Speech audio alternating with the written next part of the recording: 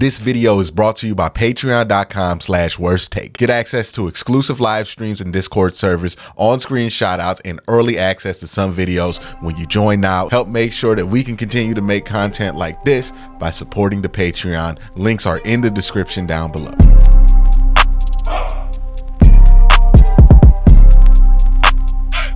Hey, what's up and welcome to Content Commentary, the show where I take your comments and provide commentary over them. A lot of comments to get into over this week of videos.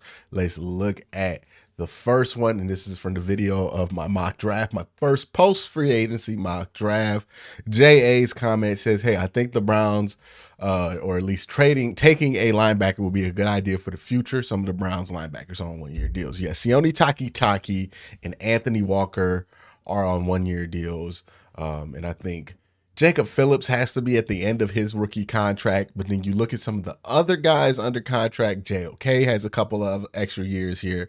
There's flexibility. And I think linebacker is one of those positions that the value on it is fluid.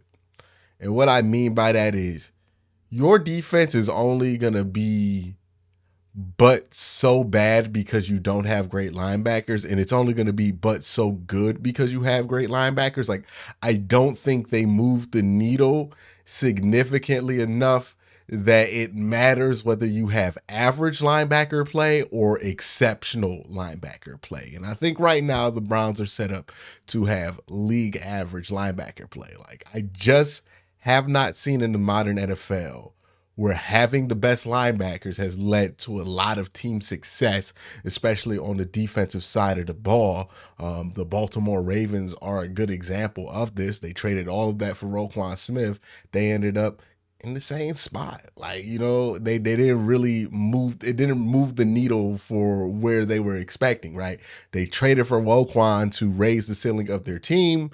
The ceiling was not raised because they got Roquan. It was the exact same as it was before. And Roquan is, quote unquote, one of the best linebackers in the NFL. You look at the Colts. Like, when has it really mattered that they've had Shaq Leonard? I know somebody's going to come on here and post some stats. But again, that proves my argument. The fact that, like, you have to post stats in order to defend Shaq Leonard's, like, dominance in a defense, and you can't just, like, not just like going full eye test, but the fact that it's not apparent when you watch the Colts play what they're going to be dominant on that defensive side of the ball because they have one of the best linebackers in the game. It's not like that anymore. I would say up until 2015, you might have a point where linebackers could change your defense. But I think a lot of the philosophies and ideas that we have and these cliches that we carry over, they're outdated. And I watched the Browns defense be fine at linebacker with Reggie Ragland. And I don't think Reggie Ragland's that good of a player. I think Reggie Ragland is an average linebacker in the NFL. And I just think there are a lot of guys who could be average. So I'm not really that worried about that position specifically. If you want to draft a linebacker, sure. But I wouldn't advise like using any significant resources for anybody unless you felt like they were going to be such a game changer that it's unavoidable. And even then, you have to proceed with caution, because I just think as time goes on in the NFL, we're seeing that the impact of the linebacker is not what it traditionally used to be. Red-headed stepchild says, "Hey Q, just an idea. How about doing some multiple drafts with different philosophies and how GMs see and how it turns out?" Oh, something's coming. I'm working on something. If it comes to fruition like I want it to, it will be that and more.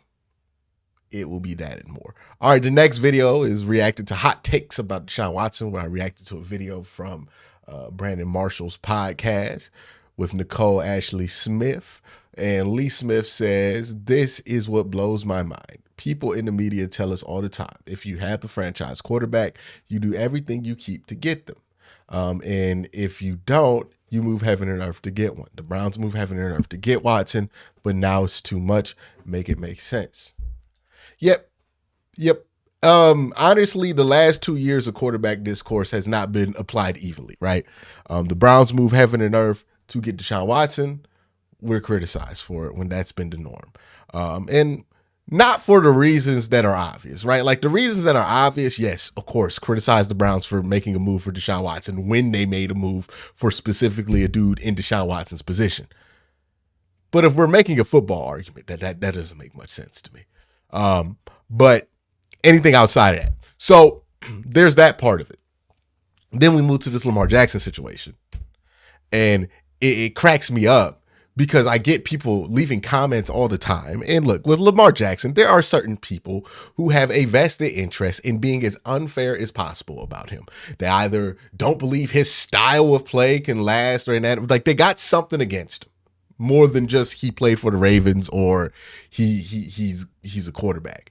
Like there is something that they have against him and they use any excuse in the book. And I see these people in the comments. They go, oh, Lamar has no leverage. Yes, he does. He is somebody who has won the MVP. He's 26 years old. There's not many of those available. He has all the leverage. Like the idea that the Baltimore Ravens have the leverage here is kind of ridiculous. Like I've seen people operate as this. Lamar Jackson has the leverage because ultimately, if Lamar Jackson does not want to play football, he don't got to. He don't got to. He don't owe the Ravens. This is not a Le'Veon Bell situation where Le'Veon Bell had to pay back the Steelers money on that contract when he sat out. Lamar Jackson's not under contract. He does not have to pay back any money. So if he decides to sit out, he's not even paying fines. He's not obligated to. He doesn't have to do any of that. So he has the option that, hey, if you don't want to give me this deal this year, I'm going to wait till next year. And I wouldn't be surprised if he takes that option because ultimately, if you want a top 7 quarterback, Lamar Jackson's the only one you can get if you ain't got one. And in the NFL, kind of need one of those guys to win. So if you want to win, you got to pay Lamar what he wants. And I think people are greatly underestimating the amount of need Lamar Jackson has. He does not need to play football next year. He does not need the $35 million that the Ravens are offering him that are quite frankly under his value, right? Like that's the leverage that franchise quarterbacks have. Deshaun Watson similarly had that leverage over the Browns where it's like, hey, you know, you made this trade for me. It would be under your best interest to make sure that all this you moved around to get this player, you give me the contract I want. So we don't have any chance of being unhappy on that front. And they did it. Franchise level, like top 7 level quarterbacks. There's like 7 quarterbacks in the NFL that have more leverage than anybody else in the NFL, period. Because it's supply and demand, right? There aren't that many good quarterbacks. There are 32 teams. There are not 32 good quarterbacks in the NFL. There aren't even 18. So the demand for a quarterback is crazy. And that's why quarterbacks have leverage. Point blank, period. Any quarterback that becomes Daniel Jones is able to get $40 million because he has leverage. Why? Because he can make the argument that he's one of the best 18 quarterbacks in the NFL. And you don't find those. Those are hard to find. Point blank, period. That's what it is. Corey Johnson with the next comment says, hey, yes, Quincy, do reaction videos and segments. Great way to expand content. Keep pumping out videos. You know, I'll keep an eye out. I don't want to do it too much, but I'll keep an eye out for videos that I feel like are react worthy. Don't get caught slipping. This is my video about things that Browns fans need to keep their eye on because I'm always down to being positive, but also I want to make sure that I'm looking for things that could be on the horizon that may not go well. So you're keeping an eye out for those. You know, it's being preventative too. Just Brad says, my biggest problem or concern is we stick to our game plan too long, or it's usually us, a good play at first, other team makes an adjustment to counter, and we stay stuck in the original plan until it's too late. That's forcing the kicker to make. No, dog, this is not what happens. This, like, we're inventing a whole game of Battleship that's happening during these games. It just is not happening. It's not that like the Browns are coming in, have a great game plan to start, a team adjust, and then they have no counter. That is not what's happening. The fact is, like, the Browns are executing at the beginning for one reason or another. In the second half, they don't. It's not necessarily because teams are adjusting. I watched the film for all 4 quarters of every game. These teams aren't doing much different than they did at the beginning, and the Browns aren't doing much different than they are at the beginning. They're just executing at a lower level. It's really simple sometimes. This isn't they're making an adjustment and putting 3 guys over our tackle, and we have no idea how to adjust to that. Those are very simple, rudimentary things that don't end up really being problems in the NFL. Like, this is stuff that can become problems at the high school level and at some college levels. But in the NFL, the idea that, like, a defensive coordinator makes a slight adjustment, an adjustment simple enough to make in the middle of a game, and that just blows away the offensive coordinator is ludicrous. That is like movie BS, kind of. Like, that does not happen. And that's the answer we want. That it's these adjustments that are happening that we can't adjust to. That's what the answer we want to believe, because that's the answer we can change, right? We can make better adjustments if the adjustments are the issue. The issue isn't that. It's just for one reason or another, guys stop catching passes they should catch. Guys start fumbling. False starts happen. You know what causes problems on this offense? Well, not this offense, but for every offense in the NFL, more than anything, false starts, holdings, penalties. That's usually what's that. It's not some magic fairy dust that the defensive coordinator puts on the team at halftime. Are adjustments made? Yes. But not wholesale adjustments that would completely wreck a game plan, especially a game plan that's working. Like, a team is not going to switch from zone to man, like a complete conceptual change at halftime. A team might play less base. A team might play more sub personnel. A team might switch to more 11 personnel. That's an adjustment that might be made. A team might decide, we're going to take these 3 plays out the playbook, or we're going to take these 2 checks out the defense for these 2 packages, because the communication is causing a problem within the secondary. Those are the adjustments that are made. None of those things are going to blow away a deep offensive coordinator mid-game. That never happens. We kind of made up this part as sports talk people, that one coach is making an adjustment and the other one, he's counterpunching. The only people competing really on the football field are the players. So maybe there's an adjustment with the player to player, where a player realizes, hey, when I give this guy outside leverage, he can't beat me inside, or something like that.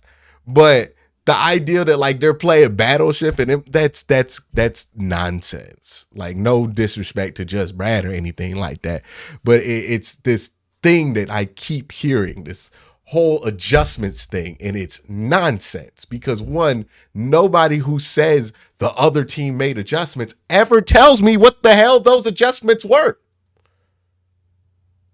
And when they try to do it, they usually say something like, well, they switched to man. That's not what happened.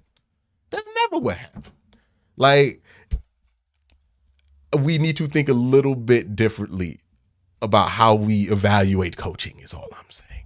Because how we do it now is basically the equivalent to when doctors used to bloodlet people as like a solution to their health issues. Like, that's the level of theory we're at sometimes when it comes to our solutions and our ways of evaluating coaches. Like, we're at the bloodletting level of it.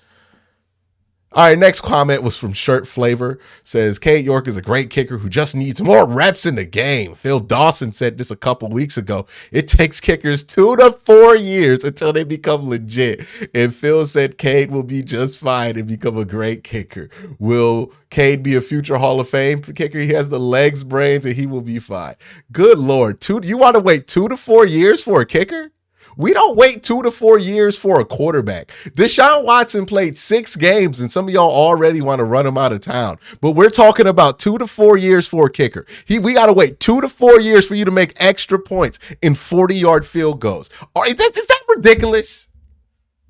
Like, does this not sound ridiculous to you when you write this out? Hey, man, we just got to wait 2 to 4 years to have a guy learn how to make extra points. 2 to 4 years. 2 to 4 years to kick a field goal. That don't sound ridiculous? Like, seriously. You don't say that out loud and go, oh no, I'm being ridiculous about this. Like quarterback, yeah, if you gotta wait 2 to 4 years, you waited because that's quarterback. The impact on the game is great. Kicker, extra points, 40-yard field goals. That's all I want. I'm not waiting 2 to 4 years for that. What kind of ridiculous garbage is that? 2 to 4 years? 2 to 4 years. 2 to 4 years for a kicker. That's ridiculous. Okay, if a kicker can't make his kicks in 2 years, dog, and can't be consistent under, I'm not asking to be consistent at 60. I'm just saying be consistent under 40, which every kicker in the NFL is, and be consistent at kicking field goals. Extra points. You can't do that within 2 to 4 years, dog. If it takes you 2 to 4 years to learn that, you're not an NFL kicker. What are we doing here, man? Like, why are we trying to cast such a wide net of excuses for such a simple position to fill? It's not quarterback. It's kicker. Just get somebody who can make the goddamn kicks. What are we doing? 2 to 4 years for a kicker. Some of y'all want to.